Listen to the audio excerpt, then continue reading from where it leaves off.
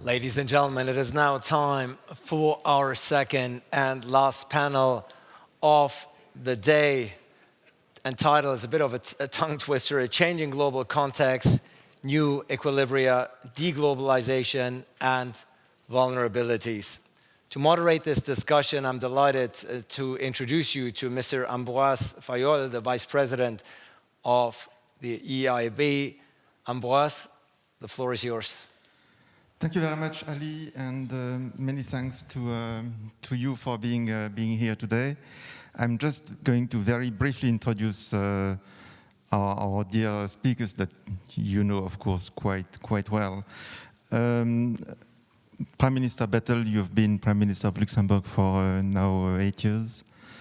You've been a key player of evolution in Europe in the last decade, so we are very honored to have you with us today. Odile Renaud-Bassot, you are the chair of EBRD, the European Bank for Reconstruction and Development, after having had quite significant positions at the French Treasury and also at the European Commission. So many thanks also for being here with us. Jutta Urpilainen, you are the European Commissioner for Development and very much involved in all the discussions with our developing partners. So many thanks for being here today. And Oulimata Sarr, thanks a lot for coming from Dakar, Senegal, where you are Minister for the Economy, Planning and Cooperation. After a long career also in international organizations where you've worked with the UN Women and IFC in particular. So this is quite a very experienced panel and very keen to listen to what you have to say. I mean, the issue is a very broad one. The pandemic, the invasion of Ukraine, the energy crisis have exposed the vulnerabilities in the global supply chain. Resilience, strategic relocation, geographical diversification have become keywords and new priorities for the private sector, but also for governments and states with a political drive for strategic autonomy, in particular in Europe and in the US. So, Prime Minister, let me start with you and ask you, against this backdrop, what do you think are the most important challenges and opportunities that the EU is facing from abroad now?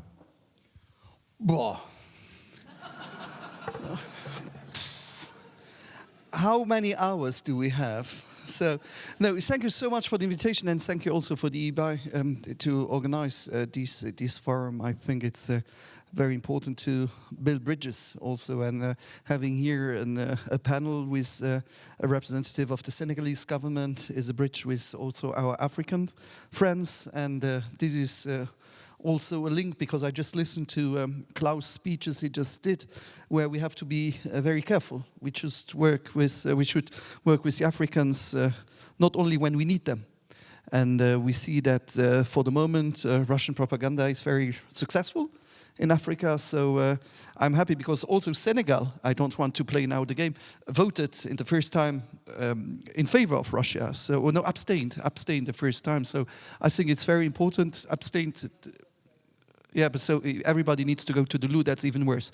The fact is that it is important that we take decisions together and that we have also the bridges with our African continents. Because, for example, there are two new countries who supported Russia last week. That's Mali and that's Nicaragua. So it is important to be careful with that. That was just to rebound about the questions someone had about what are the challenges also in the support, and to understand also what's happening for the moment on the world level with Ukraine. So the challenges for Europe, I think there are challenges and opportunities. It depends how we work on that. Unity is our strength for the moment. We were able to have common answers. I just had discussions with Klaus before he came here, where we have a different history. We have a different DNA. We have a different past than countries like Romania, like Baltic countries, like all the countries who joined the EU in the last decade. And we need to be solidar and also supportive, and to understand that they are more scared than we are because we are further away. But that doesn't mean that there is no threat, because it's an attack against our values and also against our rights. So the opportunity is to be solidar. When I speak about solidarity, it's also to have unity. And this is the biggest challenge, because we speak now about the Russian war, but I just want to remind that 2 years ago we had the pandemic. And the first reaction of countries was to close borders and to think that walls would be a solution for a virus and not to support the neighbors. I can tell you that Luxembourg was suffering a lot when the German neighbors, I'm sorry to quote the names, but so it's more clear, when the German decided to close the borders. We have over 60% of our population, of our staff in the hospitals, in the health sector, who comes from abroad. And so when borders were closed, it was a catastrophe. This country would die if we close our country. So we know what it means to be open to the others. The European continent is a successful continent, and we saw it now. In fact, a few challenges, because afterwards I will be too long.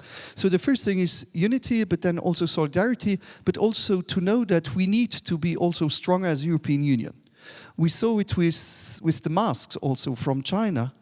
Remember, because we like to forget, but at the airports, when we had fights between European countries to buy materials, where we were overbidding the others, imagine the Commission wouldn't have been in charge of distributing the vaccines.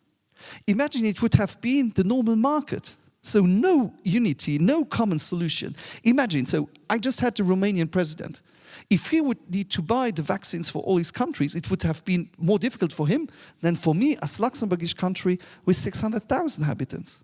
So without European Commission, without the solidarity, without the common goals, it would have been a disaster. And some countries would have been vaccinated directly and the other not. And when we see this, we see it also with the COVID policy they had in China with the chips. With the zero COVID in China, where we had problems to be able to have our economy functioning because we were dependent from one side. And so European Union and the President Iohannis said we are very strong, but we are squeezed between America and China, if I see a lot of things, between Asia, even more than China, between Asia and the European Union. So we need to work together. We are dependent, for example, we were dependent on Russian gas, Russian petrol, etc., but we were able to switch and to have solution because we did it together. We did it together. We did common purchases. We had common solutions. So I think the reflex should not to be more nationalistic or to be more protectionism, because protectionism will harm. There will be just loser if we do protectionism. To have a level playing field, to have rules that are the same for all of us, and to respect those rules. To be able to be less dependent of others, so to have a strategic autonomy in Europe. When I see, for example, the mobile phones, if you look at your phones, they are all Samsung, or they are Apples, or they are Huawei. But I remember when I was young, sorry Odile, but we had Sagem, which was a French brand. Sorry to our Finnish colleague, we had Nokia. I don't know where you find them anymore in the shops. So we don't have a common European strategy on some topics in technology. When I see Google, it's American, when I see, etc., etc. So I think we need to be more independent, but without harming the others. And I've got the feeling that nowadays, when everybody thinks about his economy, it's how I will harm the other, instead of trying to build things together. So I'm more for multilateralism, build things together, having common rules, but not trying to be stronger than the others by destroying him, because there will be just lose-lose situations. So a lot of opportunities, but a lot of challenges for the future, and importance of multilateral organizations. Sorry I was a bit long, but I'm the host. Country. Yeah, it's true, and since you are also the host of EIB, you have all the rights. Odile, EBRD was created at a time of basically globalization, and we are now in the opposite direction about de-globalization, about fragmentation, about rethinking of global value chains and sovereignty. So how is, it's also the time, by the way, of implementing very important green transition strategies. How is your institution adapting to this new world? So thank you, and thank you very much for inviting me also to this panel. We speak a lot about deglobalization.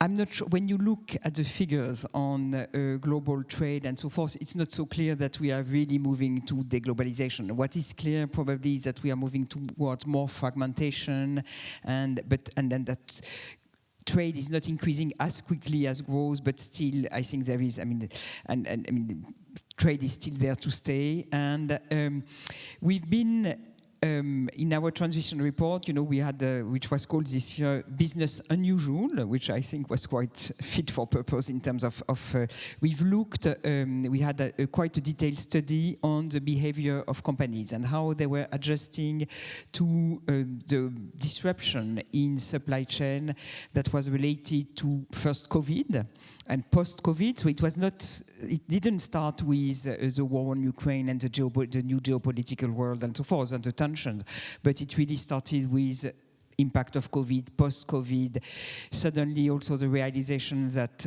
security of supply, and Prime Minister Bettel mentioned mask, but security of supply and getting access to mask and to vaccine and so forth, this became, suddenly I think the world realized what it means to be not in control of the value chain and of the supply chain, plus the logistics post-COVID, when suddenly, the capacity, shipping capacity and so forth was not there anymore. So this huge shock that took place, and then you add on it the war on Ukraine, the sanctions on, and the impact of to take into account the sanctions on Russia, so decoupling of the economy. So all this brought a huge shock to a number of companies that adjusted and reorganized their supply chain, basically.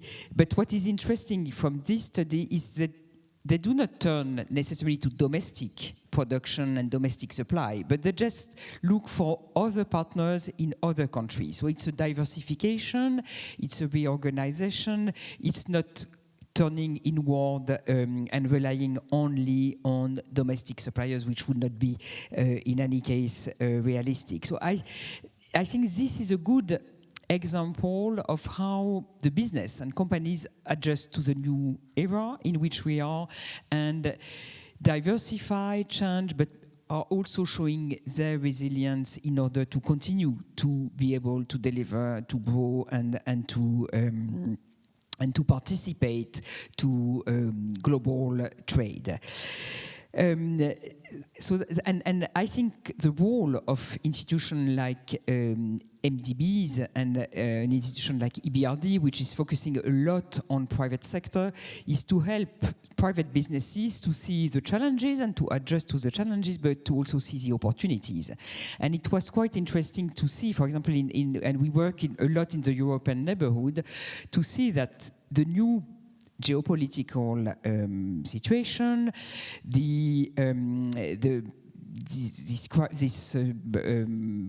this tension on global supply chain, the tension on the trade environment creates new opportunities for countries which are in the neighborhood of the EU.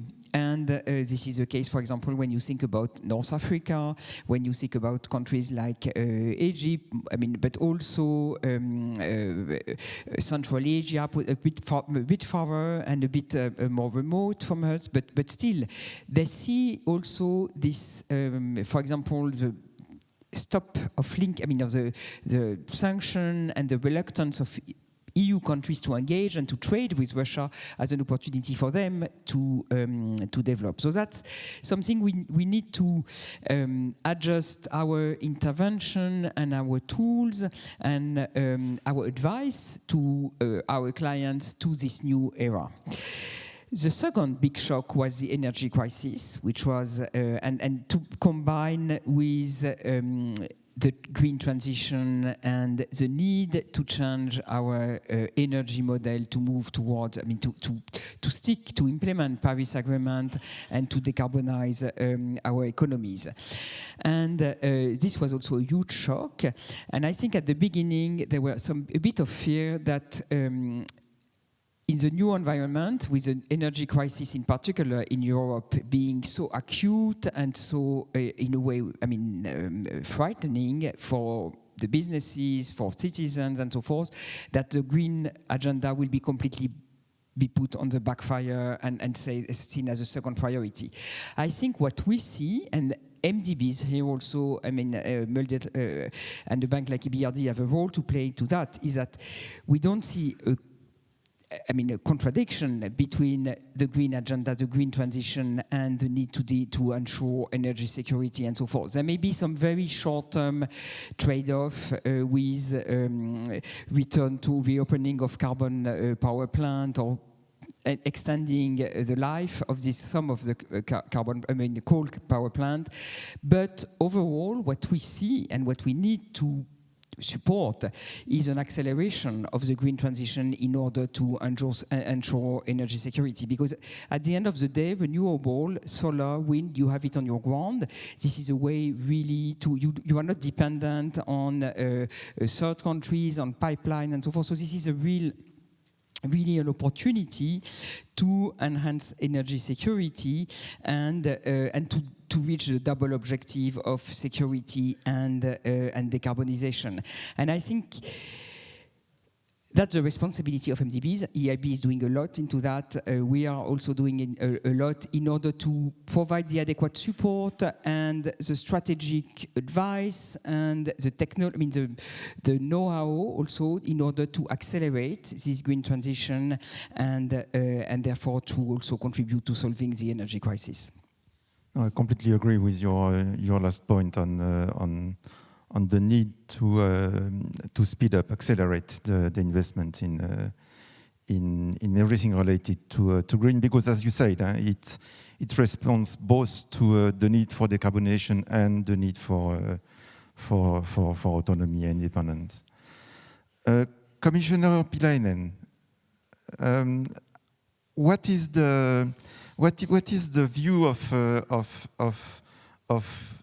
the European Commission and yourself in particular in implementing to the developing countries this new world and this new world where there are a lot of questions about globalization? First of all, thank you for inviting me to this panel discussion, and congratulations for the EIP Global. I have to say that I'm very proud of it, and thanks for the good cooperation we have had so far. I think Prime Minister Bettel, but also Odile described very well all the challenges we are facing. We are definitely living in the multiple crises. I have to admit, I'm 47 years old. I come from Finland. I never thought that I would see a war in our continent in my lifetime again. So, of course, Russia's aggression against Ukraine has been a huge shock to all of us in Europe. And, of course, we also feel very much our obligation to support Ukraine. And we have supported, we have provided humanitarian assistance, we have provided military equipment, we have provided macro-financial assistance. But what is important to remember is that we have not turned our back to the rest of the world, to the global south, even though we have supported a lot Ukraine. So despite the support to Ukraine, we have also kept our promises to the global south. Because we know that the war is taking place in our soil, European soil, but the crisis is very much global. It's the global south, the most vulnerable countries who are facing the consequences, the negative consequences of this war in terms of food security, in terms of energy, but also in terms of inflation. I was able to listen to the president before our panel discussion started, and I fully agree with him that there is a competition of narrative definitely ongoing in the global south. But there are also different kind of offers which have been offered to our global south partners. And I think it is important that we, Europeans, the member states, the European Commission, also the institutions, financial institutions, we also have our own positive offer to our partners in the global south. And the offer is Global Gateway. And I fully agree with you, Odile, that we need to accelerate green and digital transitions, not only in Europe. Of course, this has been one of the main priorities for the current Commission. We want to accelerate green and digital transitions within Europe. But we also want to support our partners in their twin transitions. In addition to that, we of course also want to invest in soft infrastructure, human development, like education, research, and health. And how we do that? We use the Team Europe concept. So the idea that the member states, but also their financial institutions, in addition to Commission and EIB, EBRD, are working together as a team. I have to tell you that I was a bit shocked when I started as a commissioner 3 years ago, when I realized that we still lack of coordination at the country level when it comes to different development cooperation projects. You know, member states, they had their own projects, Commission had own projects, several IFIs were financing their own projects, but not really a real coordination between different European players. And I think from that perspective, this whole Team Europe concept, where we at the country level also try to coordinate, pool resources, and work more closely together, it is a way to increase our visibility, but of course it's also a way to achieve better results and be more efficient at the country level. So we created this Global Gateway strategy. It was adopted a little bit over a year ago, and I want to thank both the EBRD but also EIB for the good cooperation so far. Now we are at the stage where we have identified around 80 flagship projects worldwide, which are going to hopefully soon be implemented, or we are moving into implementation phase this year. And I think this is extraordinary. This is something special because, of course, we have worked together also, earlier, but the way the coordination has happened, the way we have together defined these flagship projects is quite unique. So when it comes to our partner countries and their demands, we talk a lot, and I think Prime Minister Petel, actually, you refer to that everybody talks about strategic autonomy at the moment in Europe. But when we ask our partners, they also want to be, autonomous. They also want to have their resilience, and they want to be also more independent. And that's also how our offer differs from different offers, comparing to China, for instance. China has really created dependencies, but this is something we don't want to create. We also want to create values at the country level. I give you one example. 3 weeks ago, I was in Namibia. With Namibia, we have created a memorandum of understanding on green hydrogen, but also critical raw materials. And our message to the Namibians was that we definitely want to create an ecosystem around these initiatives. So the idea is not that we take your raw materials, we put them to the ship and we take them to Europe. No, this is not the aim of our initiative. We, of course, we need raw materials to be brought to Europe, but in addition to that, we also want to support their infrastructure, support their industrialization, support their skill development, so that they could also create value for their own country. And this is the European positive offer. This is the global gateway. And I have to say that so far the feedback I have received from our partners in the Global South have been very positive. Of course, we need their ownership. We need their commitment in order to be successful. But I'm very confident that with this offer, we will survive in this very global geopolitical competition. Thank you very much, Commissioner and Minister Saar. So we are extremely pleased to have you with us today. As Prime Minister Bettel said, indeed, it is essential that we also hear your voice as a representative from a country in a continent that is so close to us, and clearly also for us at EIB. Senegal is one of the most important country of operations in Africa. I'm sure you want to react probably also to what you heard so far, but could you tell us a bit more about your strategy? Senegal is a commodity exporter, so how have you been through the recent period that is so complicated? How do you think looking forward? Thank you so much. I am delighted to be here. Thank you for the invitation. Tomorrow we are signing a very important financing agreement that is part of the Global Gateway, about 380 natural gas buses for Dakar City Rapid Transit System. So I think it's a very, very important project.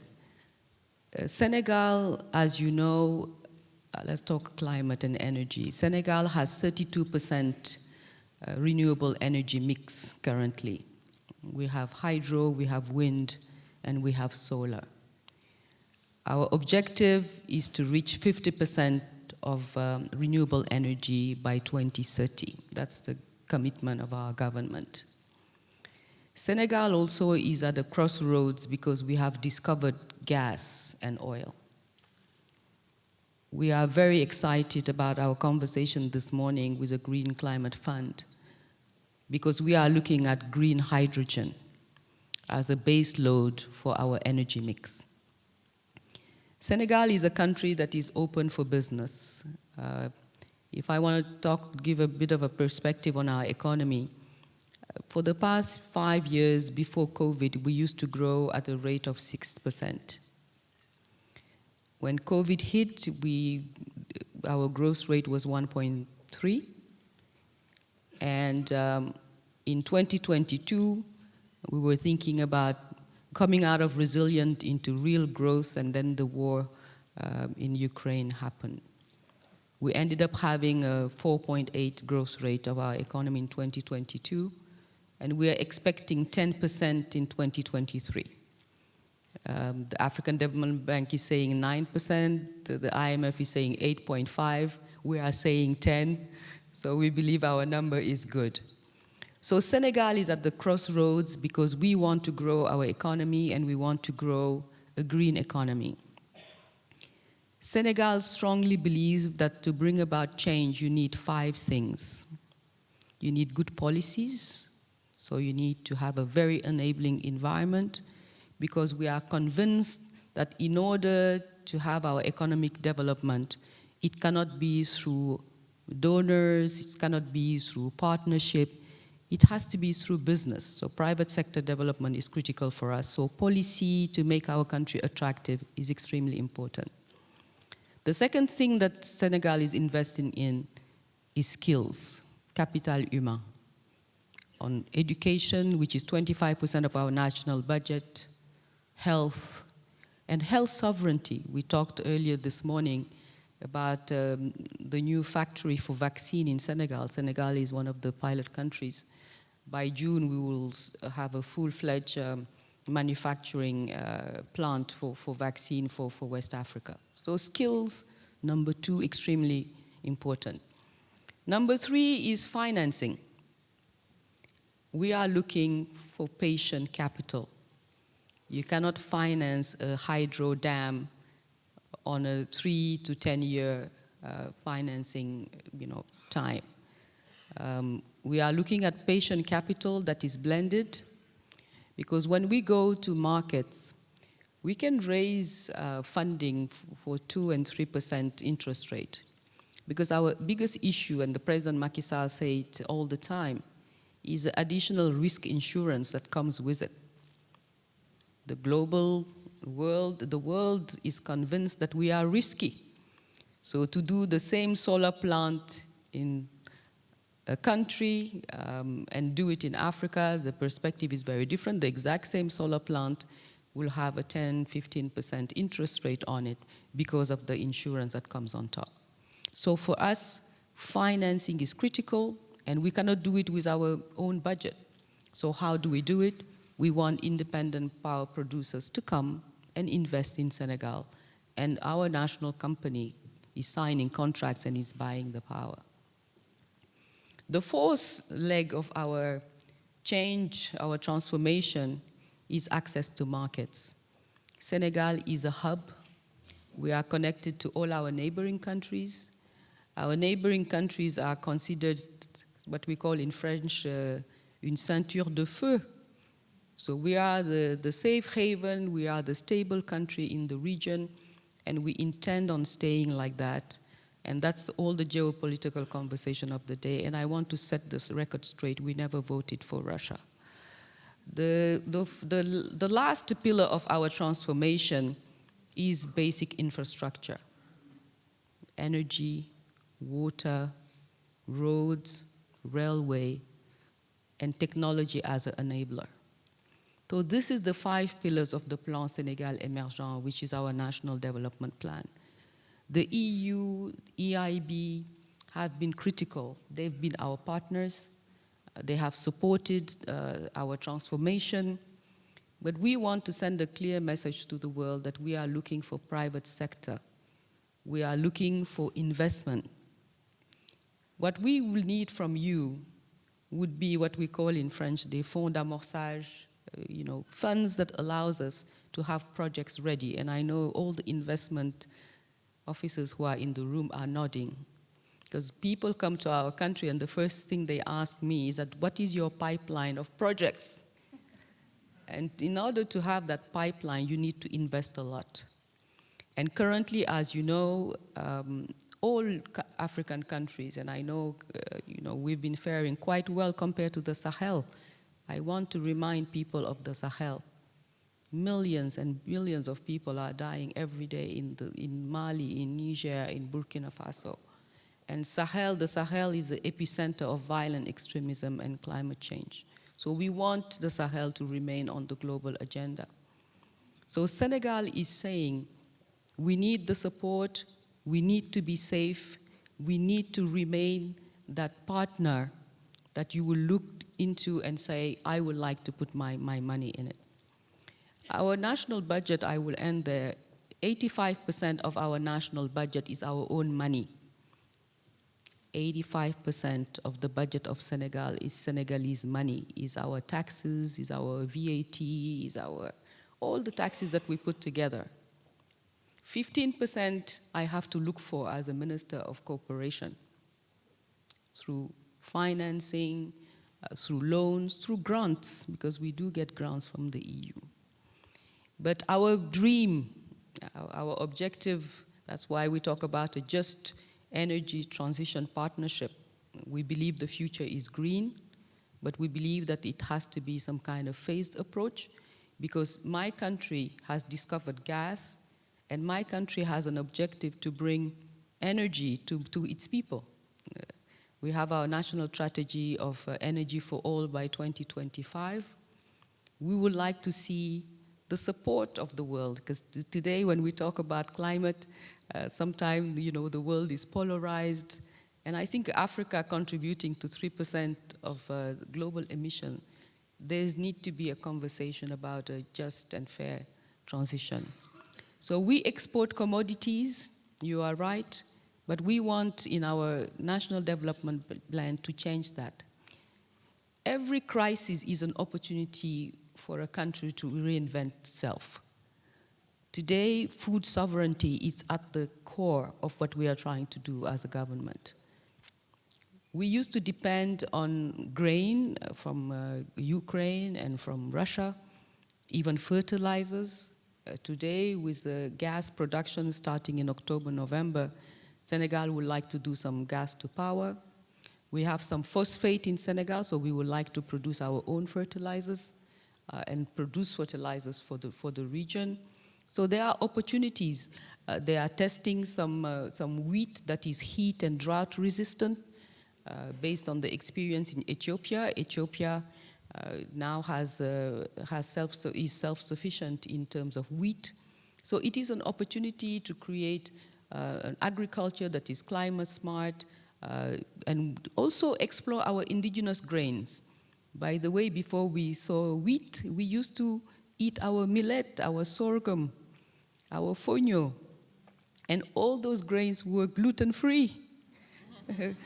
So for the few people who are on a gluten-free diet, all those grains are gluten-free, they are extremely nutritious, and some are even considered in the US as some superfood. So those are all the opportunities that Senegal is exploring, and we need your support. Thank you.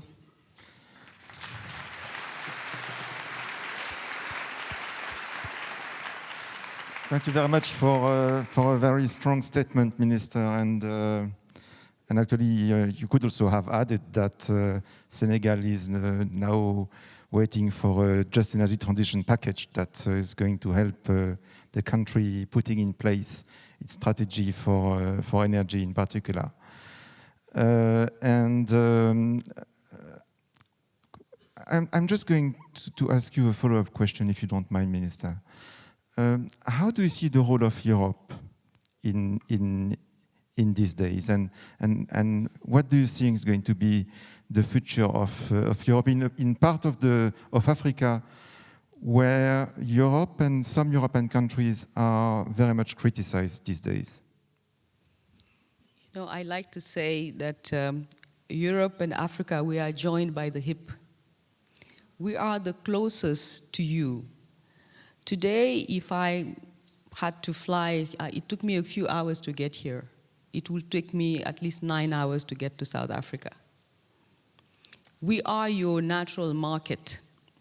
So I think today, with Africa expected to be 1.4 billion people, in need of everything, in need of energy, sanitation, value chain, industries, transformation.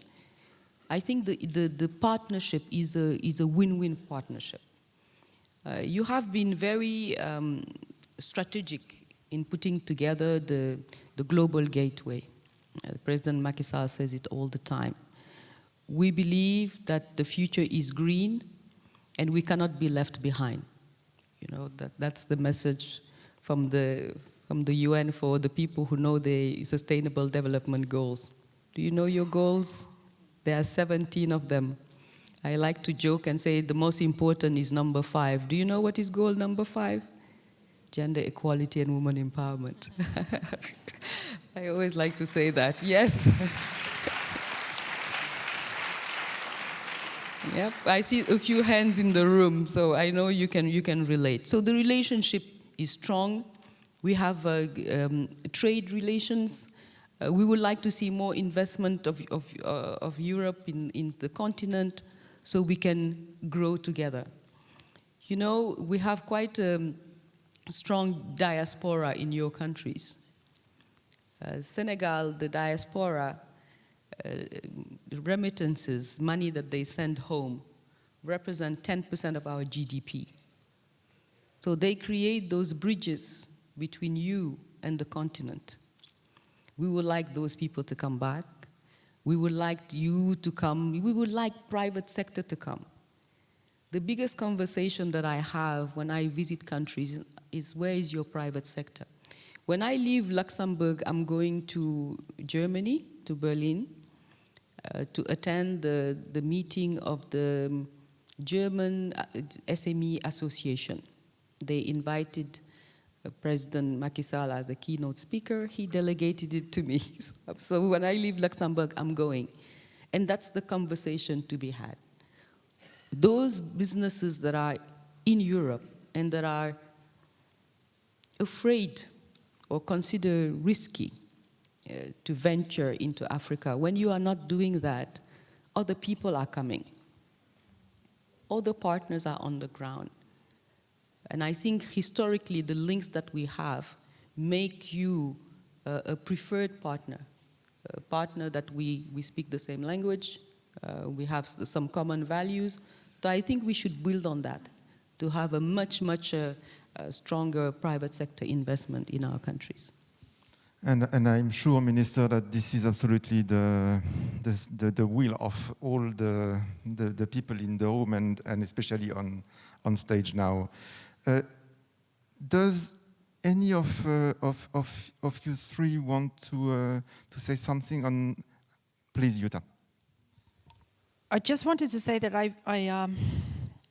I fully agree with you on the role of the private sector, because if we want to be honest, and we are not able to achieve sustainable development goals only with public money, public funding. That's the fact. We need private sector engagement. We need private sector participation and private funding. And of course, from my perspective, being Commissioner for International Partnership, I see that we should also, at the European level, work more closely with the private sector, with the European private companies. And that's also the main objective, or one of the objectives of the Global Gateway, because we want to attract, we want to encourage European companies to invest in Africa, but also in other regions like Latin America, Caribbean, and Asia. Definitely, we support your domestic resources mobilization. I think Senegal is a very good example. 85% of your national budget, is financed by your own revenues. But of course, we know that still in Senegal, for instance, the black or informal economy is still quite big. So I think this is important, that we are able to mobilize more domestic resources and also, collect more revenues. And I also agree what you said regarding this independence, that definitely we want to support your resilience. We want to support your independence in terms of vaccines. This is what we did. In the middle of the COVID, we realized that Africa imports 99% of the vaccines it uses. 99%. 94% of the medicines it uses. Of course, this is not sustainable. And that's why we created this initiative together with EIB, where we support African countries to produce vaccines and medicines in Africa for Africa. And now with 4 countries, Senegal, South Africa, Rwanda, and Ghana, this work is ongoing. You are already producing yellow fever vaccines in Senegal. Also in South Africa, we are producing already vaccines. And it's same, I would say, exercise now with food production. I didn't know, as a commissioner, that Africa still imports so much food before the war started. And I really, learned it by practice, that, okay, you still import fertilizers, but also food to your continent. So now we are working with African countries in order to strengthen their capacities to produce more food in a more sustainable way. So I believe in equal partnerships. We don't go there to preach. We go there to listen. and we go there to really create mutual partnerships. Thanks a lot, Commissioner. Odile.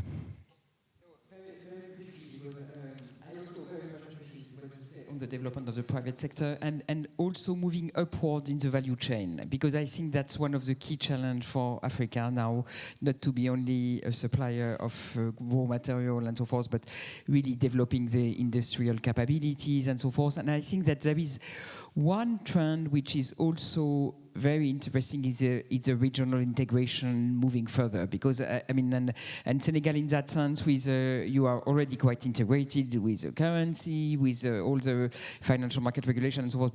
Building that up will also be, I think, very important in terms of being attractive. I mean, being attractive for the private sector to deliver on the full market, and I mean on a broad market. And the second point I wanted to make is that all the discussion around supply chain and energy, as I was saying, create huge opportunity. And I think that Sub-Saharan Africa and North Africa, Africa in general, could become a big power in terms of energy. And I mean, you know, Europe is moving completely outside Russia in terms of energy dependency, and the capacities, the regional African capacity in terms of renewable and so forth could become a huge, will be, it's not could, I think it will be a huge asset and power in terms of exporting electricity, exporting energy, and I think that would be a very big element in terms of speeding, I mean, and accelerating the growth strategy and development. Thank you, Odile. Prime Minister? First thing is, Odile, you're fully right when you say that in Africa there is more potential for solar energy than in Luxembourg. That's something all my citizens know.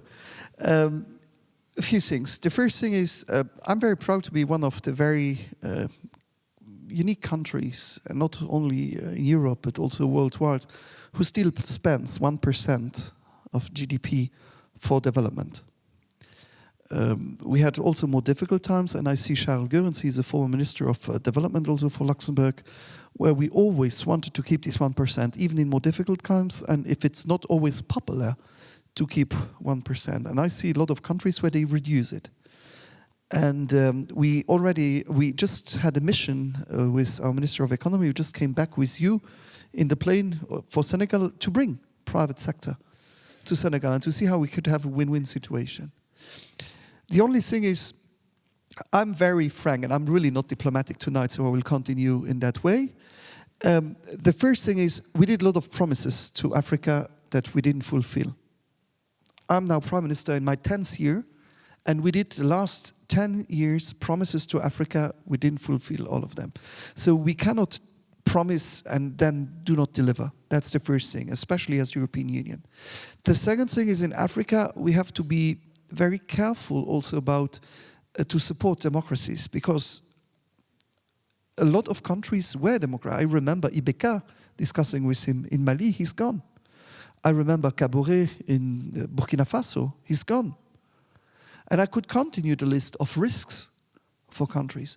And we cannot accept that terrorism or that putschs or militaries takes the power. And so stability is very much needed. As you said, you are one of these points, but when you look around you, I had discussions with other cabinet members from African governments the last days, and they're very scared about the situations in Africa. And when I see from your region, but I see also Tunisia, where there are some developments which are not the best ones.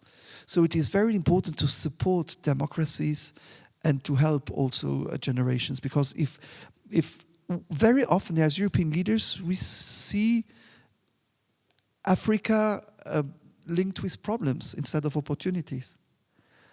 And I believe in the partnerships where we could really work together. We did it as Luxembourgers, and as we said, we don't need to give you the fish. We need to learn you how to fish, but you know it already. But this is how I want to have it, because in Europe I have the feeling that we love Africa when they are rich or they have university degrees. Then they're all welcome. And it's like one of the leaders in the European Union told me once, you know, Xavier, I'm fully in favor of immigration for white Catholic people. I told, you forgot straight. And I don't quote the country, but just to tell you that is also Europe. And for me, it is important to see how we could deepen the partnerships with Africa and not make promises that we do not deliver. But on the other hand, it is important for you to continue this way of democracies, to keep the democracies strong and to fight for liberties. But and as I told you before, it was a bit of provocation. But when I see the Russian, if we are not present, Russia or China will do it. If we don't do it, other continents will do it, and we have to know that. No, absolutely, and many thanks for these remarks. Actually, can I just give one example on what Commissioner also mentioned, the Madiba project, the health vaccine center in Dakar, by the Institut Pasteur. What I found very interesting in discussing with the managing director of this is that yes, it is about producing vaccines, but the ultimate goal is not that. For the managers of this center, the ultimate goal is to have their own research and development center, to work on vaccines for diseases that are in Africa and that are hurting African people. And if one day we can find this center of Senegalese researchers can find a vaccine to fight one of these diseases, then I think it's also a great achievement of this partnership between Europe and Africa. We have some time for questions, and I've seen you, but is the Ghanaian ambassador still there? You're here. Then could you please say again the question that you asked in the previous session that was more for this one? You've got 56 seconds for an answer and a question. That's what say the screens.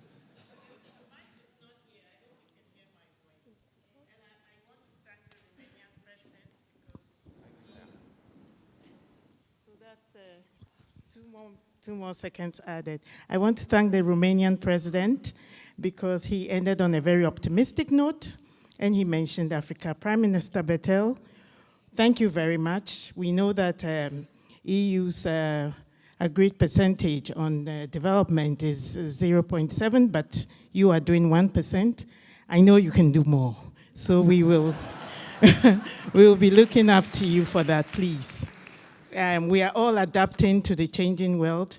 Commissioner Upalainen has been to Ghana. She has seen our vaccine lab, the labs that are being upgraded by WHO. And together with Senegal, we will be producing the vaccines. We are very happy with that. We'll do the fill and finish. So we are hoping that all of you in this room, your investments are directed towards a continent that you know has potential and it's rising. And Madame Basso has said it. We are ready for investments, but my question, Vice President Fayol, was we have to service debts. We have the crisis that we are coming out of, the pandemic, and then now the effects of the war. We are adapting to changes. I asked it was my finance minister who asked me 2 weeks ago that we are taking delivery of our diesel engine buses from Belgium. Why are we not buying today the green energy buses? Because we have competing funds. The security situation in the sub-region is dire. So what do we do in these challenging times? How do we adapt to the change? How do we keep up with the green transition, with the digital technology? All these require our budgets to support these new initiatives. So I am asking how we're going to work this fine balance. Thank you very much. Thank you. We'll take a second one, and then we'll end the questions. And I'll ask who in the panel wants to react to what the Ghanaian ambassador has said. Thank you. My name is Vince Chadwick. I'm a journalist with DevEx in Brussels.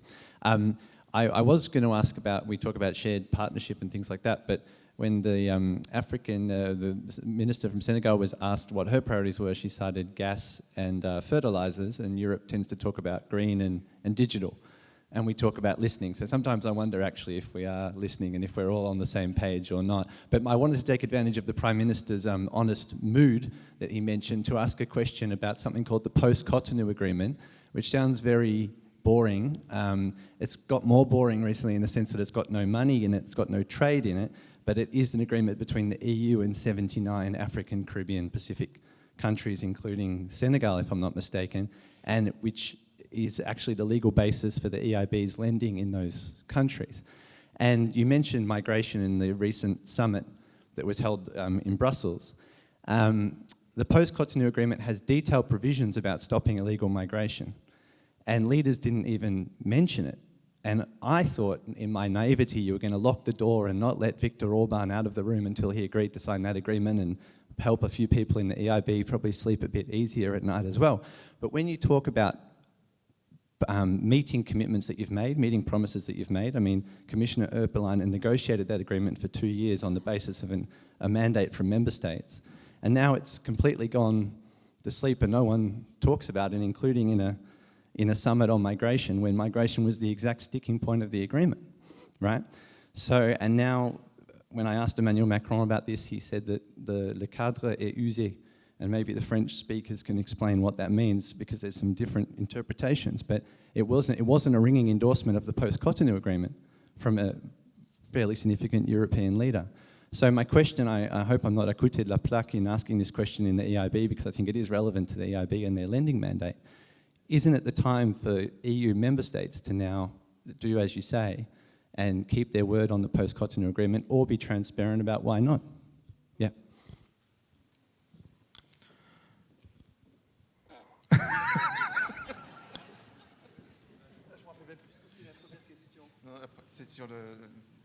Ah oui, c'est sur le Ghana. C'était, oui, je me rappelle plus. Alors donc, concernant, ah oui, non, in English. So the questions is, I can tell you that the last European Council was a very difficult one to start, because as I told you before, when I did a bit a parody about some statements about migration, I just want to remind that this country, half of the populations are non-Luxembourgers. And if this country is successful, it is because it's open. And this country wouldn't be what it is without migrations. We had from Portugal, we had from Italy, we had from different countries, and nearly 70%, I was mayor of the city between 11 and 13, nearly 70% of these populations are non-Luxembourgers. So it's a strength. And what makes me a bit upset is for the moment that I see some politicians who see that populist parties get success in their national elections, and they try to be even more right-wing than the populists. And to think that, and this will be typical European reaction, the answer in Brussels was we need to build walls and fences. And after what happened this weekend in the Mediterranean Sea, everybody would say, oh, that's so sad, these people who died, etc., etc. If we build a fence, the sea will be the only way to come to Europe. Just to realize. Because if they want a fortress around the European Union, the sea will be the only one where we won't be able to have a fortress. And I'm against it. And I'm very happy because we had the questions also with Klaus. In the Cotonou Agreement, because I said about the migration, The thing which is difficult is that we still have some countries who refuse to take nationals where they have been refused by legal authorities in their country. So it is difficult. So this has to be on the table too. But this is just the fact that if I call the president from an African country and I tell him, you take them back, they say, oh. But if a French president calls him, it's different. So it is important to have common answers. And I remember that Federica Mogherini was already in charge to have these negotiations when she was High Rep. And we had the Cotonou Agreement, so it's on the table. But I don't want to mix, as soon as we speak about Africa, to speak with migration, because migration is one topic, but it's not a problem, because I think it's just that we need rules, and Dublin, if Dublin would work, would be also not that bad. But there are obligations from both sides, but we should also have opportunities, and we shouldn't. I told you before, we like, for example, if they have diplomas, because we need now doctors, we will open, especially even an African university in Europe, to get them and to keep them. This will be typical European idea. Instead, they will need them too. So we should see how we could do things together, how we could, because the brain drain, it's also a reality when a lot of people will leave Africa to come to Europe to have a more successful future. So the Cotonou Agreement is on the table, it's still not over. But if I would have to look all the agreements before I prepare a speech in Brussels, it would take weeks. But I remember the last one we did in Malta. And this was especially about how to help also migrations and support and economy, and we didn't deliver. I'm sorry to say. We promised, but we didn't deliver. And that's what I meant. Thank you very much, Prime Minister. Commissioner. Very briefly, as a chief negotiator for this agreement, I can assure you, Vince, that no one in the European Commission has forgotten post-Cotonou agreement. And I think most of the member states are very keen to sign the new agreement as soon as possible, because we know that the current agreement will expire in the end of June. So we are working on that. It's very high on our agenda, and I was myself in Budapest in November, as you know. I also spoke to Orban himself before Christmas on this topic. So we are working on it, and let's hope the best that we are able to sign the new agreement by June. Thank you very much. Odile? Just one word in reaction of the discussion on gas versus green energy, because it's not that, I reacted, you indeed mentioned gas, and I reacted saying, you have a huge asset and potential in green energy. The question, I think, is, what is the role of gas in the green transition? And I think there is a lot of debate whether, and indeed, I think we need to acknowledge that you need a base load and that renewable at that point of time, at least, present some challenge in terms of intermittencies and so forth. So I think that's something we all need to acknowledge, that base load is probably necessary, at least for the time being. Maybe later on we'll have batteries, cheaper batteries, green hydrogen, and so forth. But for the time being, it's probably needed. One question is, that we need also to have strategies which are consistent with the Paris objective and Paris Agreement. So I think that's where also the question comes, in particular for the role of MDBs, whether MDBs should or not contribute to finance gas. We are a bit more flexible. EIB has a very clear strategy, not to support, but there may be some cases where I think there are some cases where you can prove that gas is not incompatible with Paris Agreement, but you need to avoid creating stranded assets and so forth. That's where the debate becomes more complex. But indeed, I think we need to acknowledge that, part of first of all, there is an issue of fairness worldwide, and indeed Africa is not part of the emitters, so that creates a fairness issue, but also a question of being sure that the decisions taken are not putting at risk something which I think is of very high value, which is making the best efforts to reach the objective of Paris. Thank you, Odile. And actually, if I may add just one word before you, Minister. because you've spoken of EIB policy. Actually, it is true that we have in our energy lending policy stopped, and Andrew McDowell was the vice president in charge at the time. We've put in place a strategy that where EIB is not going to support anymore any unabated fossil fuel. That being said, we are able to consider investments when they are also linked to what we call dual use. So when there is a prospect of use, for example, of hydrogen in a gas infrastructure, that would allow us then to see that over the period of time of the investment, it may actually lead to the use of gas that is okay. I see that the Prime Minister has to leave, so please, Minister, and then we'll close because we are very late. Yes, that would be my closing remarks, and it will also provide an answer to the ambassador from Ghana. As you all remembered, in 2022, President Macky Sall was the president of the African Union. And as a president of the African Union, he took on advocating for a few reforms. One of the reforms that Ghana is actually right now a victim of, because we did not do it, is the Bretton Woods institution providing patient capital to countries that are in need. Ghana defaulted on all its debt. Zambia is restructuring, Sri Lanka, you name it. And the conversation was, do we wait for countries to fail before we find solutions? Or do we, as a global community, find solutions before that happens? And Ghana is really the poster child of that. So the President Macky Sall was saying to the IMF and the World Bank, we need business unusual, we need fast track, and we need something that is fair. The IMF has 2 windows dedicated to countries like Ghana.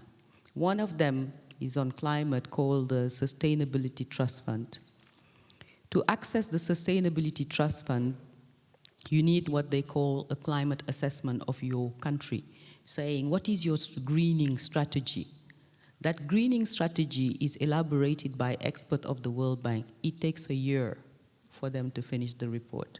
So while they're taking a year for you to access the Sustainability Trust Fund, well, the country just defaulted on all their foreign payments. So we need to accelerate, and that would be my message. Thank you. Yeah, this is right and not completely right, Minister. Actually, I mean, what we see in a country like Rwanda, for example, and Thomas also is just back from Rwanda, is that the Sustainability Trust program is already in place and has been based on a strategy that has been put at the national level with discussions with the Bretton Woods institutions. So I think we hear your message. We try to collectively as MDBs actually to speed up. Thanks a lot. A round of applause to our great panelists. Thank you.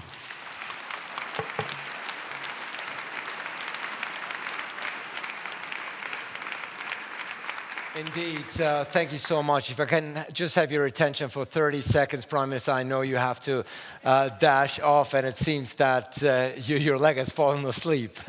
We'll take care of that in just a moment. But the day, the panel may be over, but the day is actually far from over.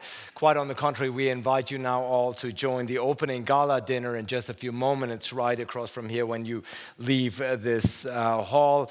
So please head to the reception area located right outside this room. Thank you so much again. It's been a busy day, first day, successful though. We'll be back here for day 2 at a bit earlier time, 8:45 a.m. Thank you so much.